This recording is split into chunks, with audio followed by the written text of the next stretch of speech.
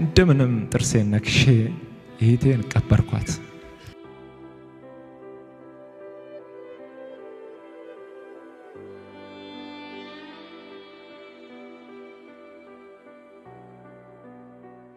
በዚህ ዘመን ኢትዮጵያ ውስጥ ሰው በሚጣላበት ክርስቲያን ወንድማማቾች በማንዋደድበት ሃይማኖት ሳትለይ ዘር ሳትለይ ቦታ ሳትለይ በዚህ ምድር ላይ ስላሳየው ፍቅር ስለሰራው ስራ መቼ እግዚአብሔር በሰማይ ዋጋህን በትልቁ ቢከፍልም በጣም እንደማከብር እንደምወድህና እግዚአብሔር ይባርክ ማለት ነው።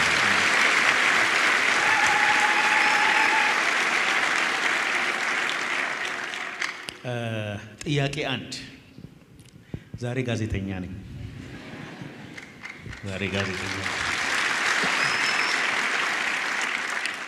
አንተ የምትሰራውን ስራ ለመስራት ሰው ዝም ብሎ ከመሬት ተነስቶ መስራት አይቻልም።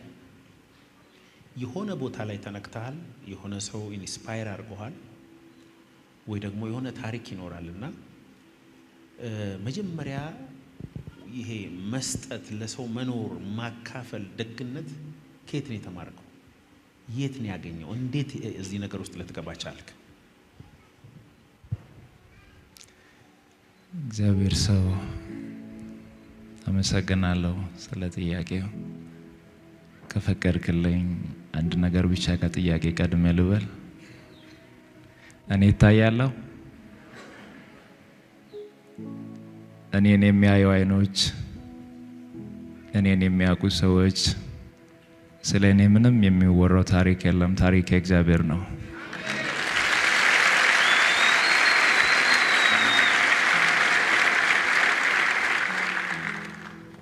ወደዚህ ስፍራ እንድንመጣ እሱን እንድናገለግል እንድናከብር እሱ ጠብቆን ከክፉ ነገር ሰውሮ እጆቹን ዘርግቶ ወደ ቤቱ ጠርቶናል።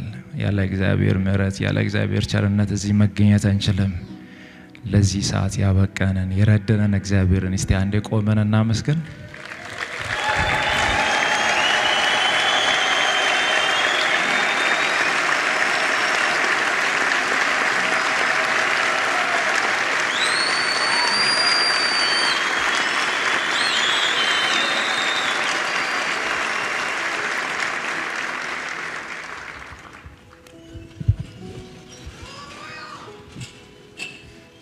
እግዚአብሔር ካላከበረ ክብር ስለሌለ እግዚአብሔርን ካላከበርን ስለማንከብር ለእግዚአብሔር ክብር ስለሚገባው ነው። የእግዚአብሔር ሰው አንተን የመሰለ የእግዚአብሔር አገልጋይ እግዚአብሔር በዚህ ምድር ስለሰጠን እግዚአብሔርን አመሰግናለሁ።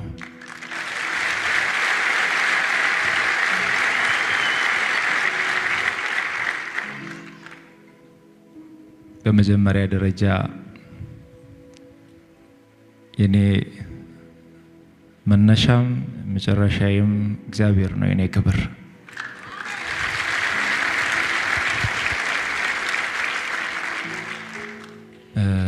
ይህንን አገልግሎት ሲጀምር እግዚአብሔር ስለመረጠኝ በእግዚአብሔር ጥሪ ነው። እኔ ፈልጌ ያገኘሁት አይደለም። ትንሽ ነገር ብቻ በዚህ ላይ እግዚአብሔር ሰው ስለጠየቀኝ ምላሽ የሚሰጠው ለእናንተም ትምህርት ከሆነ እንድትቀበሉ። እኔ በቤተሰብ የኔ ታላላቆች አሉ 3 ወንድሞች፣ እኔ 4ኛ ታናሽ ነኝ። እድሜም በርግጥ ስንት እንደሆነ በደንብ ላይ ይቻል አቅም ታላቅ ወንድሜ እዚህ ስላለ እሱ ሊያውቅ ይችላል። እናታችን እጅግ በጣም ደግ፣ ቅን፣ መልካም እናት አሉ። አሁንም በህይወት አሉ። አባቴም እግዚአብሔር ይመስገን በህይወት አለ።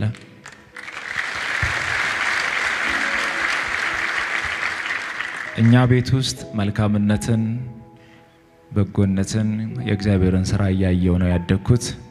እኛ ቤት መኖሪያ ቤታችን አባት እናት የሚኖሩበት መንገድ ዳር ነው።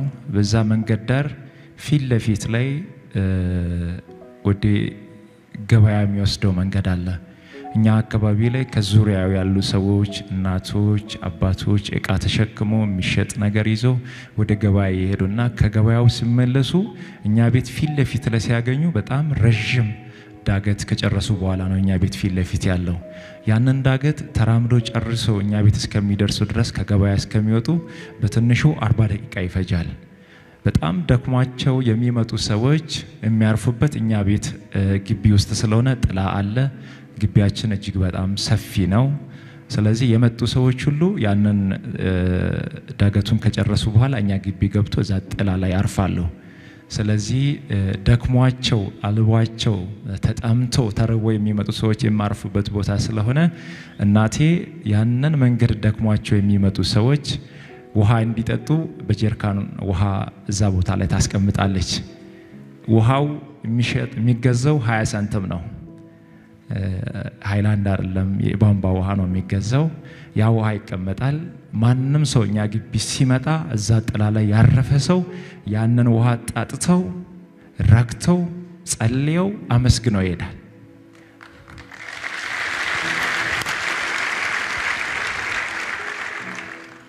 እናቴ በደንብ አስታውሳለሁ። በቤት ውስጥ ከውስጥ ሆና ከውጪ መጥተው ውሃ የሚጠጡ ሰዎች እናቴ የተራቡ ሰዎችን እንዲህ አይታ ነው መለየት የምትችለው። ይጸጋ ተሰጥቷታል። የተቸገረውን ሰው እናቴ አይታ የመለየት ጸጋ ያላትና ውሃውን እየጠጡ አንዳንድ ጊዜ ተርባችሁ ታውቃላችሁ። በጣም ተርባችሁ ካወቃችሁ የተራበው ሰው ብቻ ነው ይሄንን ስሜት የሚረዳውና ባዶ ሆድ ላይ ውሃ ስትጠጣ ያንቃል አይደል? አይወርድም ውሃው ራሱ እኮ ውሃውን ባዶ ሆድ ላይ ሲጠጣ ውሃው መውረድም ቢስል ያንን ሰው እናቴ ጠርታ ጓዳ ታስገበና ቆጮ ቅጣ ካለ እንጀራም ከሌላ ቆሎም እኛ ቤት በልቶ ጠግቦ ጠጥቶ ይወዳል።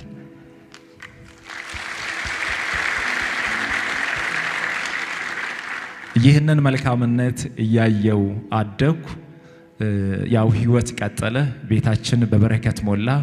በዚህ ሁሉ እግዚአብሔርን እያመሰገንን ያው እኛ ቤት መኖሪያ ቤት ፊት ለፊት ላይ መካነ ኢየሱስ ቤተክርስቲያን ይገኛልና እዛ መካነ ኢየሱስ ቸርች ሮብ የልማት ስራ ይሰራል። ሮብ ሁሌም ልማት ይሰራል። አጥር ይታጠራል፣ መሬት ሰፊ አለ ይታረሳል፣ ቤተክርስቲያን ይጸዳል፣ ወንበር ይስተካከላል።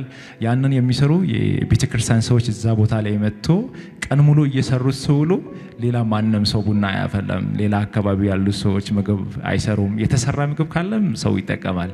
እኛ ቤት ግን አንድም ጊዜ ሳይቋረጥ ሁሌም ሮብ ለቸርች ቡና ይፈላል።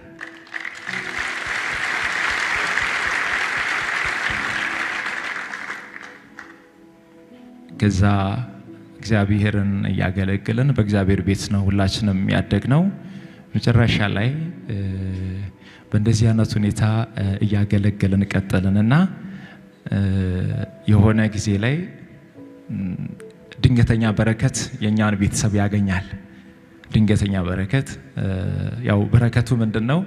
እኛ ቤት ቅድም እንዳልኳችሁ መንገድ ዳር ስለነበር ትልቅ መኖሪያ ቤት አለን፣ ሱቆች አሉ፣ ቡና አለ፣ ትልቅ ማሳ ነው ያለውና አንድ ይሄ አስፋልት መንገድ ሲያልፍ የኛን ማሳ ሙሉ በሙሉ አንስቶ አለፈ። መኖሪያ ቤቱን አነሳ፣ ሱቆቹን አነሳ፣ የክራይ ቤቶችን አነሳ፣ ቡና ተነሳ። ያለው ነገር ሁሉ ሲነሳ እዛኔ ክፍያ ይከፈላልና ብዙ ሚሊዮን ብሮች ይከፈላሉ። የተከፈለው ሚሊዮን ያንን ሁሉ ብር ቤተሰብ እኔ በጣም ስለሚወደኝ በጣም ስለሚያምነኝ ያንን ሁሉ ንብረት ያንን ሁሉ ሀብት አብነት አንተ ተቆጣጠር ተብዬ ያንን ሁሉ ሚሊዮን ብር እኔ ነበርኩ የሚቆጣጠረው። እኔ ሰርቼ ባመጣሁት ነው ለቤተሰብ የሚያስፈልገውና መንገር ማደርገው። ብዙ መኪናዎች ነበሩ፣ ብዙ ቤቶች ነበሩ፣ ብዙ ንብረት ነበር፣ ብዙ ሞተር ሳይክሎች ነበሩ። እግዚአብሔር ይመስገን ጥሩ ሁኔታ ለእግዚአብሔር ባረከኝና ትንሽ በሀብት ተመካው። ሁሉ ነገር በአንዴ ሲመጣ አስቸጋሪ ነው። አንድ ጊዜ መኪናውን ወስጄ አንዱን አቆምና ሲደብረኝ ሌላውን መኪና አስነስቼ ሄዳለሁ። መኪናውን የሆነ ሳለ አምጥቼ አቆምና ሞተር ሳይክሉን አስነስቼ ሄዳለሁ። እግዚአብሔር አይቶ ይህ ገንዘብ ሊያጠፋኝ እንደሆነ ተረዳና 6 ወር አልሞላም አረጋጋው። ሀብቱ ተረጋጋ፣ መስማር እንዲይዝ አደረገ ማለት ነው።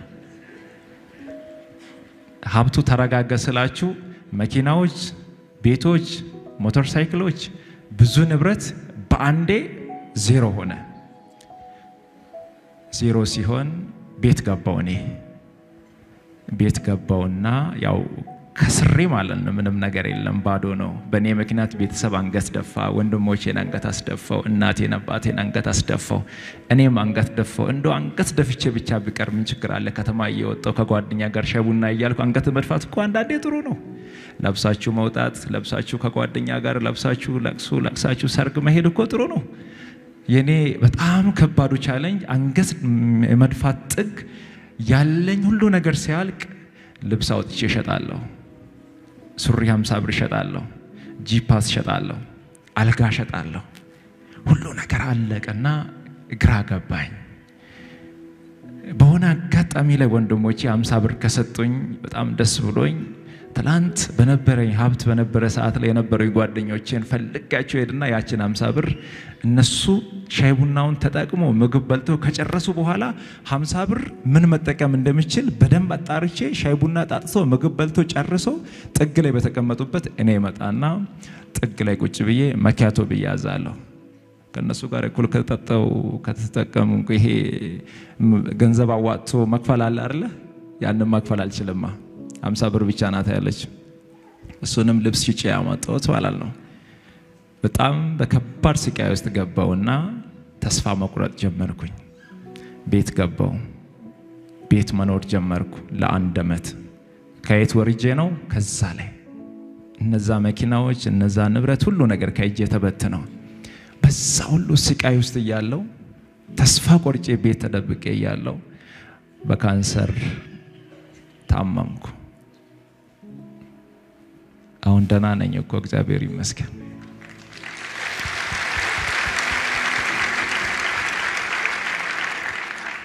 በካንሰር ታመምኩ። በካንሰር ሲታመም እግሬን ስለታመምኩ እግርህ ከጉልበት በታች ይቆረጥ ተባለ።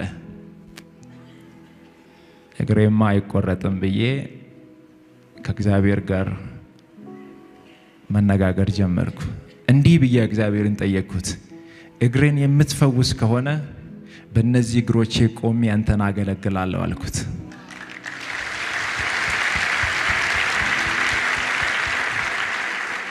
እግዚአብሔር እግሬን እንዲሁ ነፃ ፈወሰው።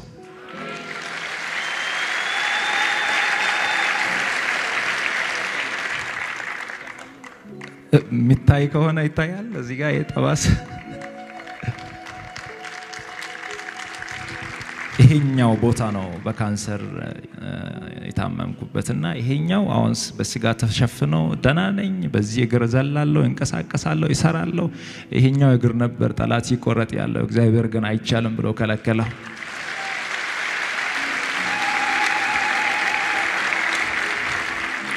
በዛ ሁሉ ፈተና ውስጥ እያለው በጣም የሚወዳት እንደ አይኔ ብሌን የምጠነቀቅላት በጣም ሚሳሳላት ታናሽ እህቴ ነበረች። የኔን ጃኬት ትለብሳለች፣ የኔን ሹራብ ትለብሳለች።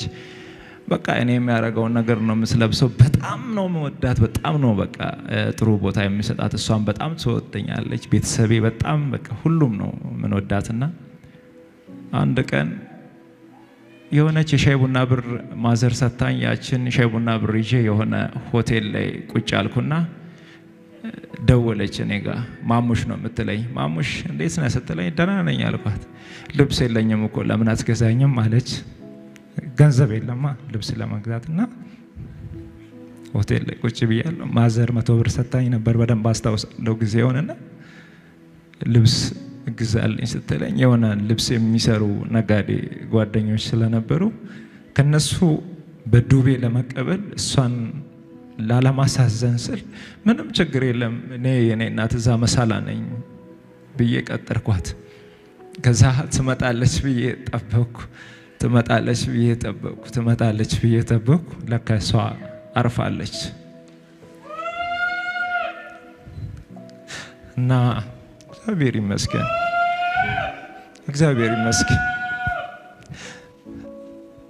ይሄ ማራፏን ሰማውና ሆስፒታል ሮጬ ሲደርስ የነበረው ትንሽ ትንቀሳቀስ ነበርና እጄ ላይ አረፈች። ሌላኛው ፈተና ገጠመኝ ማለት ነው። ከዛ በኋላ ራሴን አላቅም በብዙ መንገድ ተጎዳውና እንደምንም ጥርሴን ነክሼ እህቴን ቀበርኳት።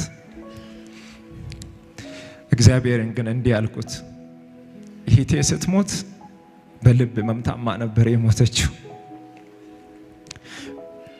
ወንድሜ እዚህ ያለ ወንድሜ ነጋዴ ነው፣ ብር ያለው ሰው ነው። ወንድሜን ላለማስጨነቅ ምንም ነገር አልነገርኩትም። አባቴ ገንዘብ ያለው ሰው ነው፣ በደንብ የሚታወቅ አባት ነው ያለኝ። ወንድሞች ያለኝ በብዙ የተባረኩ፣ እነሱን ላለማስጨነቅ የእሷን ህመም እኔ ተሸክሜ ነበርና በልብ ህመም ምክንያት እንደታመመች ነግራኝ ነበር። ከዛሬ ነገ እግዚአብሔር ገንዘብ ሲሰጠኝ አሳክማታለሁ እያልኩ ሳላሳክማት አረፈች። እግዚአብሔርን ግን እንዲህ አልኩት፣ እኔን በህይወት የምታቆየኝ ከሆነ የታመሙትን አሳክማለሁ፣ እኔን በህይወት አኖረኝ አልኩት።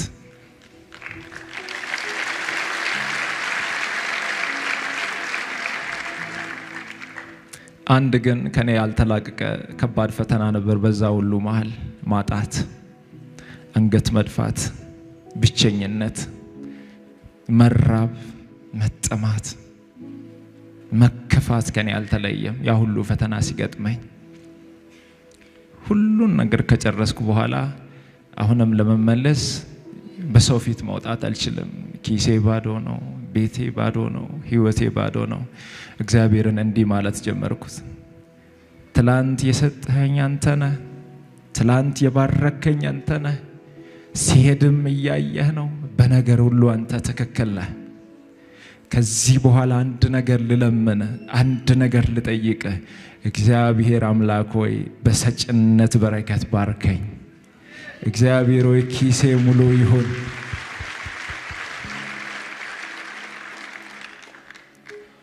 ኪሴ ሙሉ ይሁን፣ ቤቴ ሙሉ ይሁን፣ ጓዳዬ ሙሉ ይሁን።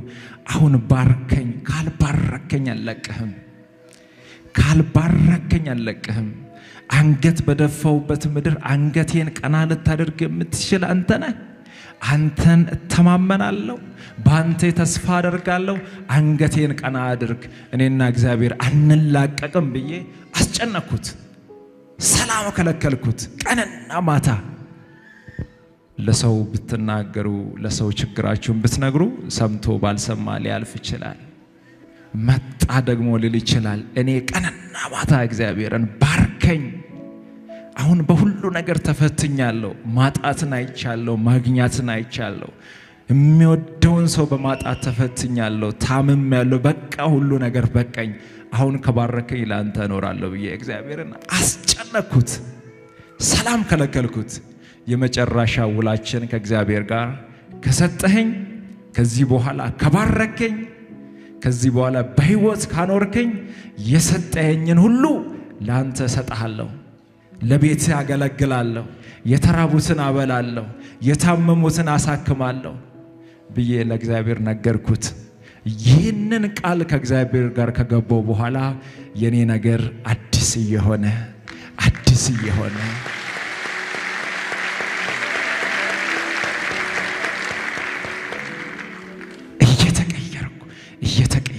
እየተቀየርኩ መጣሁ። ከዛ በኋላ ከቤት ማውጣት ጀመርኩ፣ ልብስ መልበስ ጀመርኩ፣ ኪሴ ውስጥ ገንዘብ መያዝ ጀመርኩ። ከዛ በኋላ ወንድሞቼ ገንዘብ አላቸው፣ አባቴ ገንዘብ አላቸው እኮ። እኔ ወደ እነሱ ፊት ምን ብዬ ልሄድ እኮ ነው የያዝኩትን የበተንኩ ሰው፣ ያን ሁሉ ንብረት ከእጄ ያጠፋው ሰው ምን ብዬ ወንድሜ ጋር ልሄድ? አዲስ አበባ የምኖረው ወንድሜ ጋር ምን ብዬ አባቴን ድጋሚ ሊጠይቅ? አፈርኩ። እግዚአብሔር ከዛ በኋላ እጄን ባረከ። የነካሁት ሁሉ ይባረካል።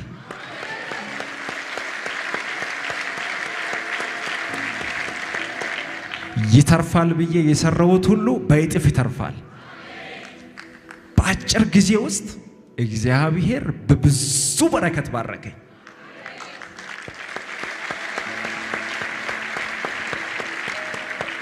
ብዙ ገንዘብ ማግኘት ጀመርኩ፣ ብዙ ንብረት መያዝ ጀመርኩ። ከዛ በኋላ እንዴት መጣ? እንዴት ነበር? ከየት ነው ይሄ የመጣው ብዬ ማሰብ ጀመርኩ። እንደ ትላንትናው መጥፋት አልፈልግማ። ከኔና ከእግዚአብሔር ጋር የነበረው ውል ምንድነው? ከሰጠኸኝ የሰጠኸኝን ሁሉንም ሰጥሃለሁ ነው። ከዛ በኋላ እግዚአብሔር ባረከኝ። ዛሬ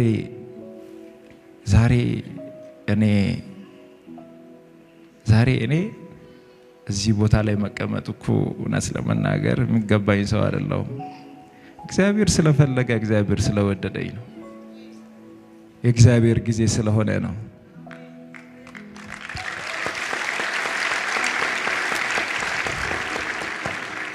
የኔ እህቶች፣ የኔ ወንድሞች፣ የኔ እናቶች፣ አባቶች፣ የእግዚአብሔር ሰው አንተም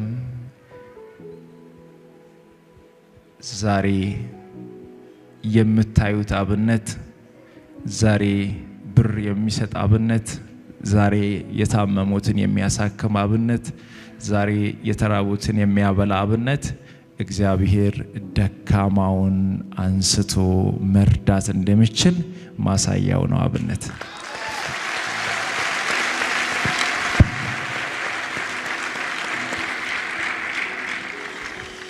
ዋው! የመጨረሻ ጥያቄ ልጠይቀው። በአንተ የእግዚአብሔርን ምሕረት የእግዚአብሔርን ፍቅር አይተናል። በእውነት በዚህ ዘመን ለካ እግዚአብሔር ሰው አለው፣ ለካ በፍቅርም የሚንቀሳቀስ የሚኖር ሰው አለ የሚል ማሳያ ነህ አንተ። እና እንዲሁ ለወጣቱ፣ ለተቸገረ፣ ለታመመ፣ ተስፋ ለቆረጠ፣ እግዚአብሔር በኔ ሊሰራ አይችልም ላለ፣ ከራሱ አልፎ ከሞት አልፎ ሰው ለብዙዎች መትረፍ እንደሚችል አንተ ማሳያ ነህና ምን ተመክራቸዋለህ? በዓለም ዙሪያ ይህንን ቪዲዮ የሚያዩ አንተን የሚወዱ በሚሊዮኖች የሚቆጠሩ ሰዎች አሉና መጨረሻ ላይ የምትመክራቸው ነገር ካለ? በመጀመሪያ ደረጃ እኔን እየረዳኝ ያለው የሚረዳኝ እግዚአብሔር ነው። የሰው ልጅ በአቅሙ ሊበረታ አይችልም። በእውቀቱ የሚፈልገውን ነገር ማሳካት አይችልም። በሀብት የፈለገውን ነገር መግዛት አይችልም። በእግዚአብሔር ፈቃድ ነው ሁሉ ነገር የሚሆነው። ከዚህ በተጨማሪ ግን ከኔ ህይወት ምን መማር ይቻላል? አብነት ህይወቱ ይናገራል። አብነት ኑሮ ይናገራል። ከዚህ በኋላ ሁሉ ነገር በቃኝ። እኔ አልፈልግም በቃኝ። በእኔ ምክንያት የሆነች የታመመችና ታክማለች።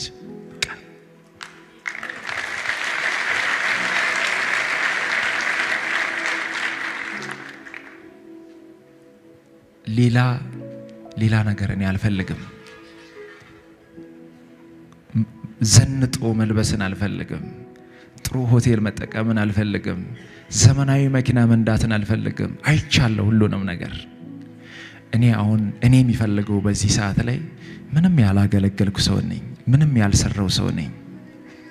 ገና ነኝ፣ ታች ነኝ። ብዙ መስራት እፈልጋለሁ። ብዙ ማገልገል እፈልጋለሁ። እውነት ለመናገር ወጣቱ ከኔ ይማራል ብዬ የሚጠብቀው ነገር የለም። ወጣቱ ከኔ ትምህርት ይወስዳል ብዬ የሚያስበው ነገር የለም። አንድ ነገር ግን ይታየኛል። አንድ ነገር ይገበኛል። አንድ ነገር እግዚአብሔር በእኔ ላይ እንዲሰራ የሚፈልገው ነገር አለ። እግዚአብሔርን እንጠይቅ። በእግዚአብሔር ፊት ዝቅ ብለን እንለምን። እግዚአብሔርን እናገልግል። እግዚአብሔር የወደቁትን ያነሳል። እግዚአብሔር የተናቁትን ያስታውሳል። እግዚአብሔር ከተጨነቁት ጋር ይሆናል። እግዚአብሔር የት ይደርሳል? አይረባም፣ አይጠቅምም፣ እሱ አይመጥንም እዚህ ቦታ የተባለውን ከፊት ለፊት ማቆም ይችላል። እኔ አንድ የተረዳሁት ይሄንን ነው። አንድ የተረዳሁት አንድ የሚገባኝ ነገር፣ አንድ ውስጥ የሚያምነው ነገር እግዚአብሔር ከተናቁት ጋር አብሮ ይሆናል።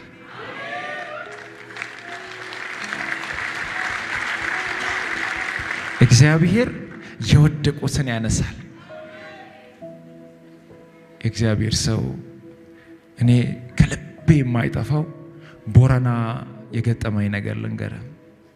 ቦረና የሚባለውን አገር ሲሄድ በረሃብ የተጎዱ ወገኖች በዛ ጊዜ ላይ እንደው ከረደው እግዚአብሔር ከረደኝ እንደው 1 ደርዘን ሃይላንድ ውሃ ቢሰጣቸው ብዬ ነበር የሄድኩት።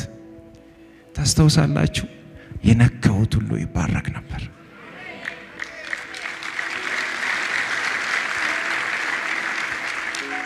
ዝነኛ ስለሆንኩ ነው? ሀብታም ስለሆንኩ ነው? ተጽዕኖ ፈጣሪ ሆኜ ነው? አይደለሁም። ደካማ ሰው ነኝ። እግዚአብሔር ግን አቅሙን በእኔ ላይ ማሳየት ስለሚፈልግ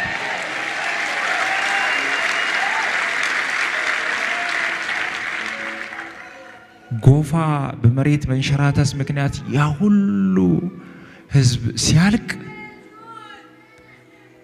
አብነት እዛ ቦታ እንዳትገባ እንዳትረግጥ፣ ያ ቦታ ይሰምጣል፣ ትሞታለህ፣ ውጣ። እግዚአብሔር ሆይ እኔ እገባለሁ፣ አንተ ቀድመህ ግባ። እግዚአብሔር ሆይ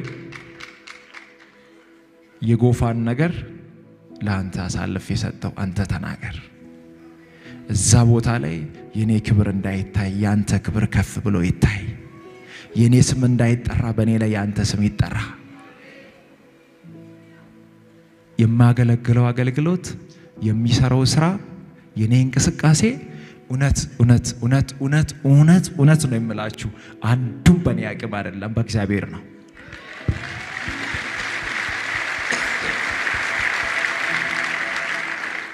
የእግዚአብሔር ጥላ ከኔ ላይ ከተነሳ የሚወድቅ ሰው ነኝ። በእግዚአብሔር እጅ መዳፍ ላይ ስላለው ማንም ጠላት ሊያገኘኝ አይችልም።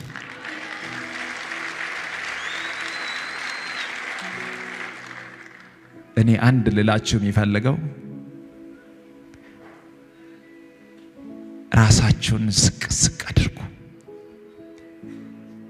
ያላችሁን ነገር ስጡ፣ ይሰጣችኋል። አገልግሉ፣ እግዚአብሔር የእናንተን ቤት ያገለግላል። ከኖራችሁለት እግዚአብሔር እናንተ ጋር ይኖራል። ባለፈው ቅርብ ጊዜ ላይ ታመምኩና ተስፋ ቆረጥኩ። እግዚአብሔር ሰው ካንተ አልጠብቅም፣ ከናንተ ባልጠብቅም ተስፋ ቆረጥኩ። ብዙ አመታት ታመሜያለሁ። መቀመጥ አልችልም፣ መቆም አልችልም፣ መስራት አልችልም። በጉልበቴ ተንበርክኬ ነው መኪና ውስጥ ረጅም መንገድ የሚሄደው። በጣም ከበድ ስለኝ ተኛውና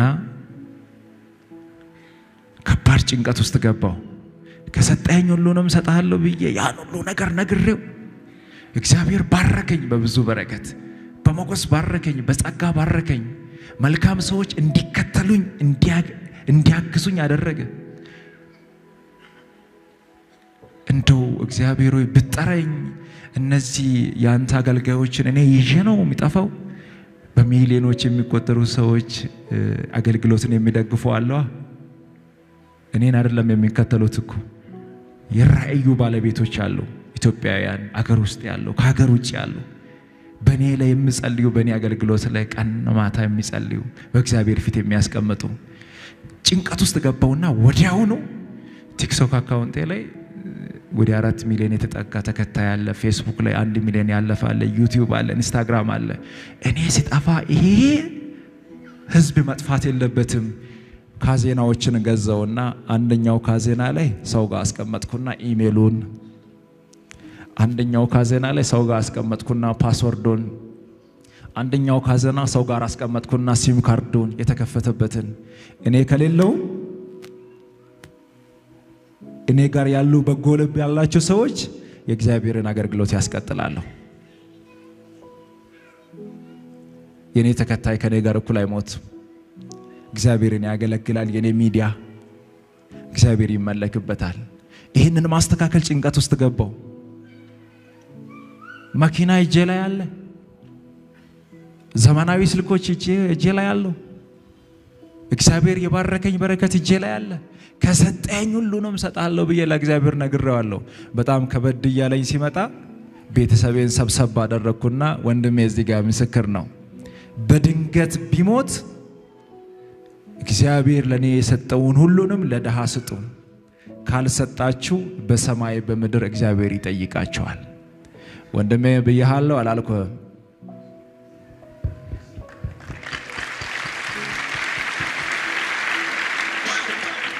አሁንም እናንተ ምስክሮች ናችሁ እግዚአብሔር ልጅ ይፈልጋለሁ ለሌላ አገልግሎት ብሎ ቢጠራኝ እንኳን እግዚአብሔር ለኔ የሰጠው ሁሉ ለድሃው ይሆናል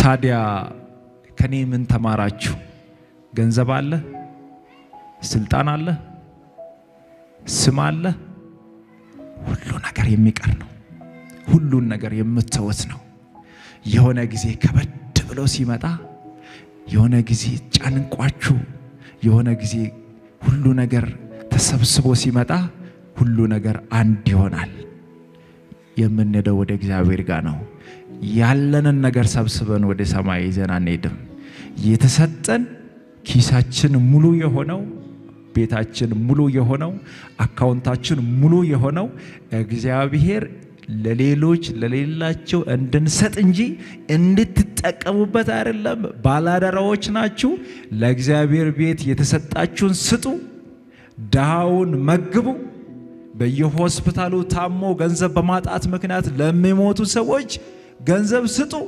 ይታከሙ እግዚአብሔር ደግሞ በእጥፍ ይሰጣቸዋል የኔ ህይወት ነው በጣም ነው ማመሰግነህ ሰው የኖረውን ሲናገር በጣም ደስ ይላል በመድር ላይ እድለኛ ከሚባሉ ሰዎች አንዱ አንተ ነህ ምክንያቱም ሰው ሁሉ ለራሱ በሚኖርበት ዘመን ለሰው ለመኖር የእግዚአብሔር ጸጋ ይረዳ ሰው ስለሆንክ በጣም የምትገርም